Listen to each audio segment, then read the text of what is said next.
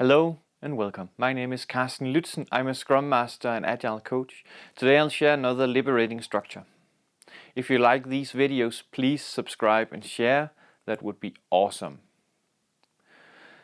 The structure I'm going to share is centered around this what and is called what, so what, now what. And the idea here is to debrief after a workshop session, a shared experience, using these 3 simple questions. The format is quite trivial, so start with asking the participants to split up into small groups, 5, preferably 5 to 7 people, not larger than that. And then, so what did we just experience? This is this one. So what did we just see? Start individually and in silence, then pairs, then groups of 4, and then the entire room. So use the 1-2 for all liberating structure to facilitate this.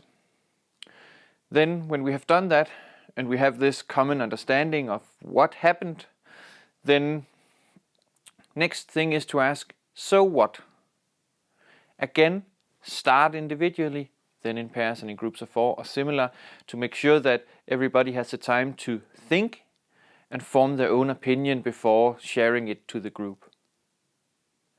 From there, the next question is, now what? So with these things that emerged from this and this, what should we do with it? Should we do anything? Again, focus on the common observations, the patterns, the aha moments around the room, and make sure that we capture these.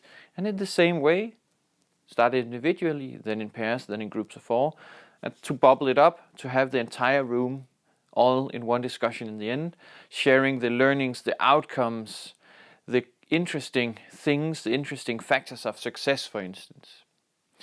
And this is a rather fast way to actually get all this information from everybody in the room, while at the same time we have a good format for it that we can reuse, which is awesome. So this is a kind of a go-to liberating structure for quickly debriefing what happened.